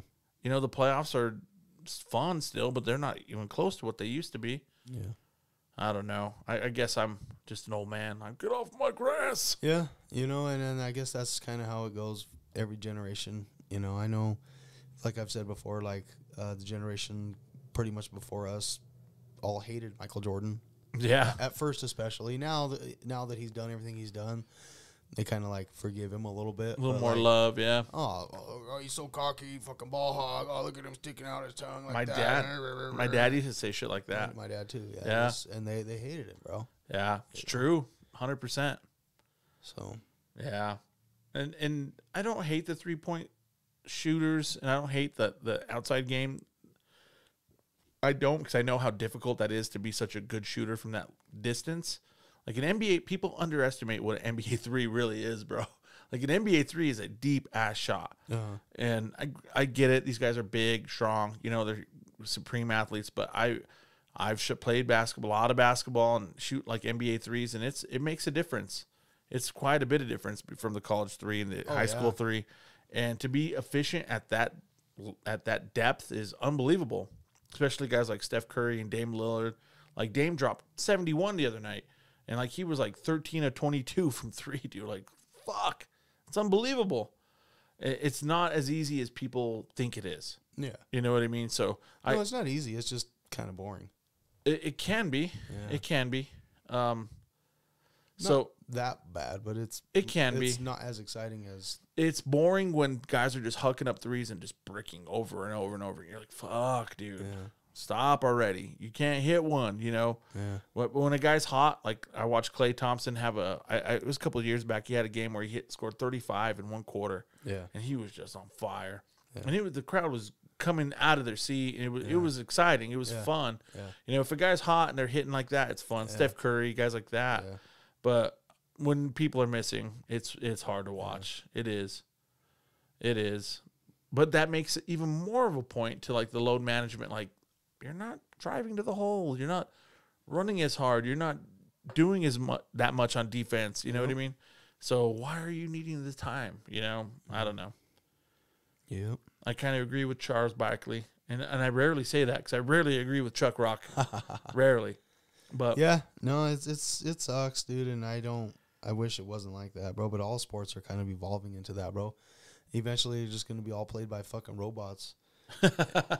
And esports and fucking real sports are gonna fucking merge, and it's just gonna be these kids fucking controlling fucking robots with fucking controllers and shit, bro. Yeah, in the likeness of LeBron James and shit. All right, it's like I'm gonna make LeBron cry like he normally does. I'm gonna make LeBron fake an injury like he normally does. But yeah, I don't know. I thought it was interesting that Charles Barkley came out, and a few people came out to talk about it, so I thought I'd throw it in there. Yeah. See what your thoughts were. Yeah, it's pretty lame. Yeah.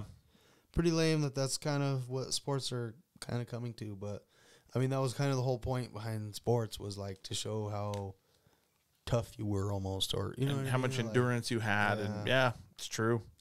And now it's like, it's just become another business, and we need to save them. We need to save them for the playoffs. Playoffs? Yeah. Playoffs? I think I have that on the board somewhere. We do, somewhere. Oh, yeah. Talk about playoffs? You kidding me? Playoffs? I just hope we can win a game. I just hope we can win a game. That was epic. Shit. But we'll move on, bro. We'll move on. We'll get off of that. We'll go to our second topic under the sports element, which is the MLB pitch clock debuted last week. This was... But first... Oh, shit. I'm going to let you light that, bro, just in case I'm still slightly contagious. Since you're just going to take one little hit anyway. I probably am just going to take one little hit, dude. You're not wrong. Can we get a motherfucking moment of silence for this small chronic break?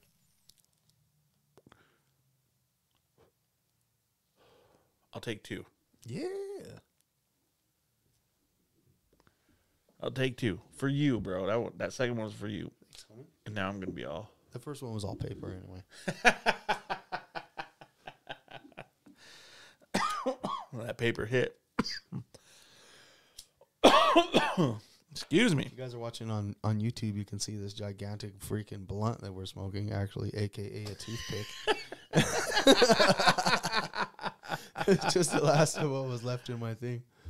Which is more than enough. Don't get me wrong. It's not like fucking there's a million people here, but... It is kind of tiny compared to what I'm used to. Jeremy smokes down. There's no doubt about it. I'm a lightweight. Which is good. It saves me a lot of money. But I just need a little bit. But so the Major League pitch clock debuted last week in the spring training. Let's see. So I think it was the Braves and the Red Sox. There was an incident. Sounds right. Yeah, Braves Red Sox, where Cal Conley, he was called out for a batter. They were tied up, and it was the last. There was 2 outs, and 3 and 2. I think it was a full count or 2 and 2, and he didn't get back and set into the I box. think it was full count because he thought it was a walk. Right, and he didn't get set in the set amount of time, so they called him out. They gave him that last strike, I guess, and he got called out, and that ended the game. And in spring training, they don't go to extras, so like they ended it in a tie. Yeah. So that was like the first kind of like little controversy. Yeah. With the pitch clock, for the 69, the 35 games that were played over that weekend, there were 69 violations. That's like almost exactly 2 per game. So it looks like they're getting used to it. They're getting better with it. But it did cause a little bit of drama. What are your thoughts about that pitch clock, dude? Do you think it's gonna be a problem moving forward for teams to be, I mean, they've been playing this way forever, so it's gonna be difficult to switch that and take that into account. Yeah, I mean, I think once they get used to it, nobody's gonna even notice or care. Is it good for the game? Does it matter? I don't know. We'll see. I didn't like it at first, like just them fucking with everything. Yeah, but there are some times where it's like, okay, bro, you really have to fucking adjust your belt and both gloves and your fucking shirt and your fucking cup and your fucking pick your ass and fucking knock a little bit of dirt off of your cleats and fucking get your. No, you're right. Yeah, it's a bit much. Yeah.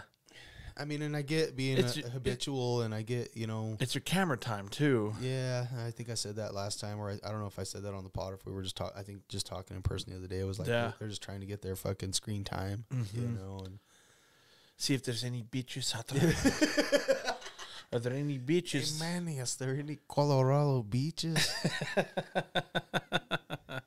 Let me flex my muscles on the camera, creak my neck. Let's go. Yeah, I mean, and I guess. How can you blame them for that too? Trying to make their brand, and the more time they're on TV, the more recognizable they are, and it's true. Yeah. So, I mean, maybe it'll be a good thing in the end once everybody gets used to it, and that's just how the game's played. Nobody's gonna care. Yeah. The only reason everybody's mad is because it's changing. It's just change. It's just change. Yeah. Is it gonna make it any fucking better or worse? I don't know.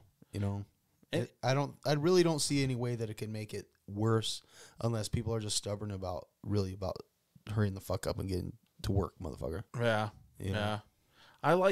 Honestly, I like anything that makes it more offensive. Yeah. I like to see score. I like to see scoring. I like to see, bases loaded, home runs. I like to see the action. And there's a lot of times when, like you said, they're just like sitting there adjusting their earrings and dancing and pitching, throwing it over to first base 17 times in a row, and like they're milking it. They really are. Yeah. And if they didn't do that, it wouldn't be an issue in the first place. But I guess the game's average like 23 minutes less over spring training. So I mean, it's cutting the time down for sure. Yeah. If it makes it a little more offensive, then that's cool. I'm down with that a little bit. I just think that I don't know. There's a lot of like little tweaks I think that need to be dialed in a little bit. Yeah, like the batter being in the box and paying attention. Like if you can't get your pitch off if the guy's out of the box. Yeah, and if the guy's in the box just kind of just standing up, what are you just supposed to pitch it? I got time, dude. I got to just throw it. And I think there's a few little things like that they need to iron out to get those details locked down a little bit. Yeah. But and as far as like the length of the game, I could care less. But I am, like you said, condensing the game to where there's actually more action during the time that they're on the field. Right. That's cool. That's cool. Yeah.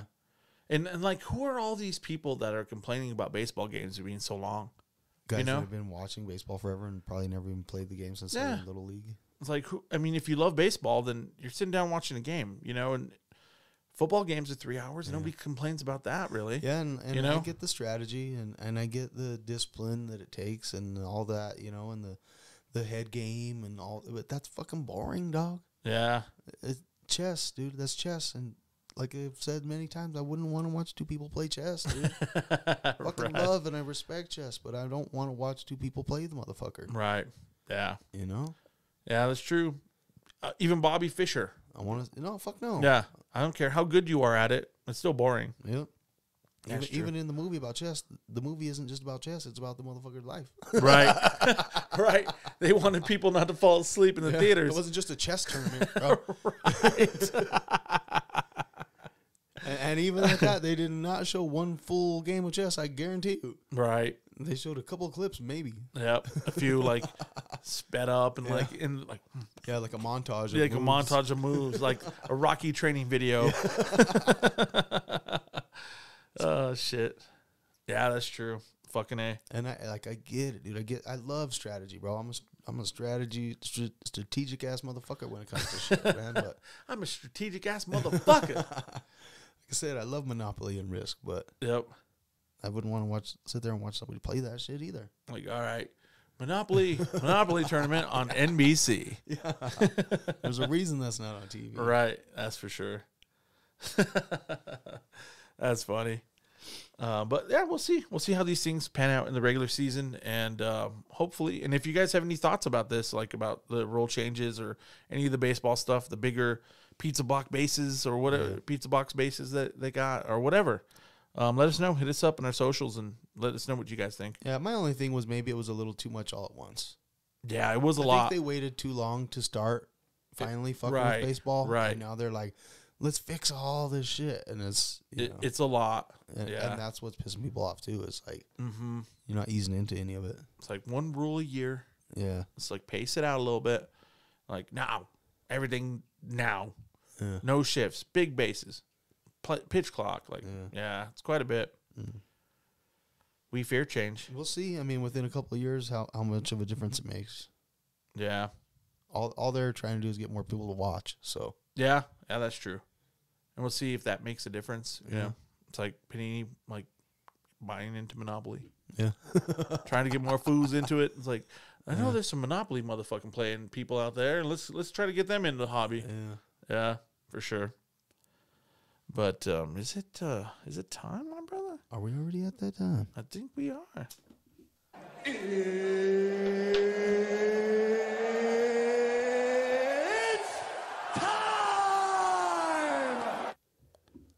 Well, so last week's UFC ended up being kind of lame. The headliner got canceled again, which has been kind of happening a lot in UFC, which is kind of weird and shitty. But I guess it's another one of those fighter safety things, you know. Yeah. Somebody was sick or hurt or whatever, and they didn't want to force him to fight, so. The Nikita Krylov Ryan Spann fight got canceled. That should have been a banger, but like I said, neither one of them were high end contenders or had great records, but they were both bangers. But maybe they will postpone that or whatever. Other than that, Andre Muniz took on Brendan Allen in what was, I guess, ended up being the main event, which shouldn't have been, but became the main event. Muniz lost to Allen by submission with like 30 seconds left in the fight. Oh shit! So that sucks. Muniz was ranked quite a bit higher and was expected to win. He was the favorite and kind of got dusted. So he's kind of getting clowned on right now by everybody. Like that's kind of what happens in UFC. If you're hyped at all, and then once you lose, everybody's like, Oh, did you ever get that on the board? That's the one. That was the one I couldn't remember, dude. Yep. We got to get Nelson. We got to get Nelson on there. So anyway, that went down. But the coolest fight, I guess, that kind of stole the show was women's flyweight Tatiana Suarez versus Montana de la Rosa. De la Rosa. So it was a pretty decent fight. She ended up subbing her, I want to say second round. But apparently it was another wardrobe malfunction. Oh, damn. So nothing kind of like popped all the way out, but like you did kind of see like it was kind of sort of like about to and shit. It's like that Marilyn Monroe card. Kind of like a little nudge, and it would have probably popped right out. But that's good marketing.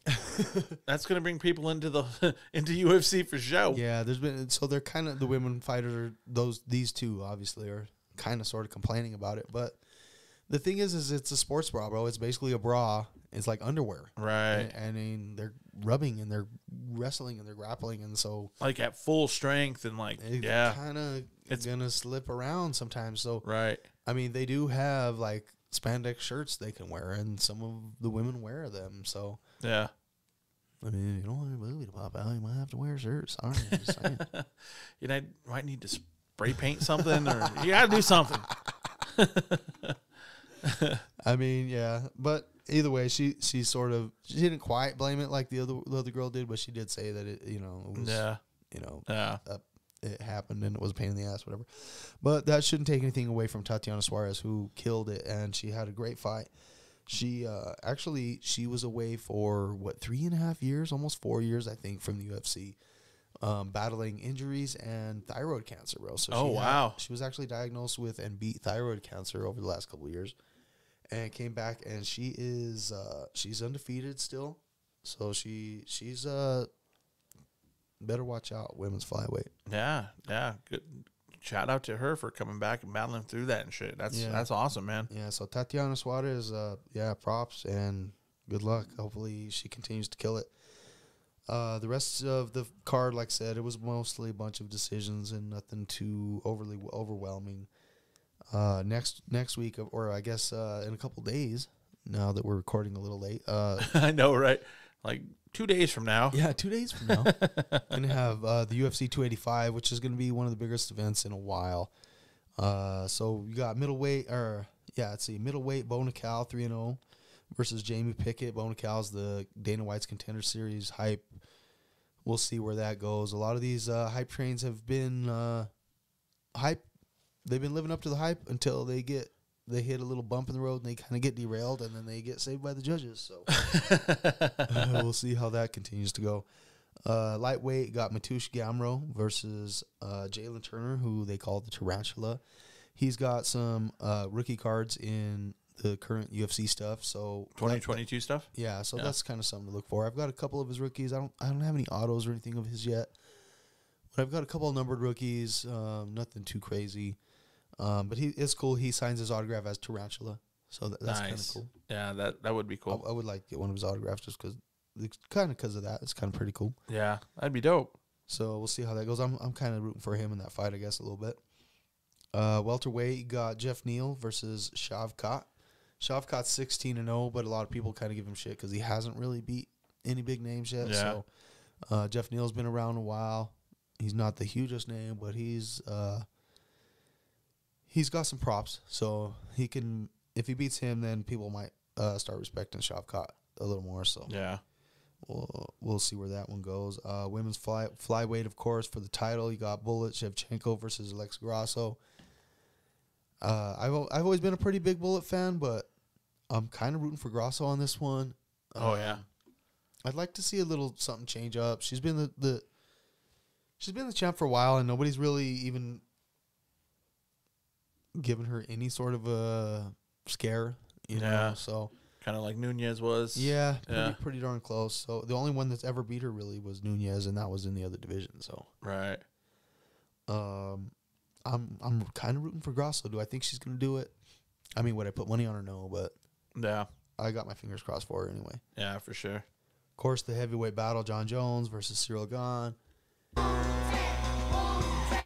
Hopefully, I mean, depending on how soon we can wrap things up with iCards and stuff like that, I really want to try and catch this. At least that fight. Yeah, that fight for sure. The thing that sucks too is we got trade night that night too at Cheek and Dom's too, and I wanted to go to that so bad. Is there trade night that night? Same night, bro. Shit, that would be perfect timing. And yeah, although they do show the fights they there. They do show the fights there. Then next thing you know, we're getting home at like 2 a.m.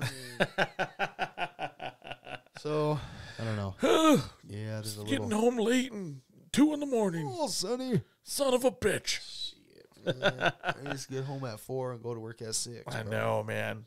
Getting old, dog. I can't do that shit no more, though. We're getting old. So, I mean, I really would love to catch that fight. Like I said, we'll see. You know, iCards wraps up around 4 or 5. Get back to town by 7 or so, 8. That's kind of when the main events usually start. So, yeah. I don't know. We'll see. But either way, definitely looking forward to that one. Yeah, I would like to see that fight too. I haven't seen John Jones fight in a long time. Yeah, I mean, it's been a few years, so. Yeah. He seems pretty confident. He's yoked. He's gigantic. Cyril Gane, you know, there's been some questions about how he trains and things like that. He's a bigger puncher. He's probably got a little more power than Bones, but Bones is way more well-rounded. He's been around longer. Yeah. Way higher class wrestling. So, I don't know. We'll see.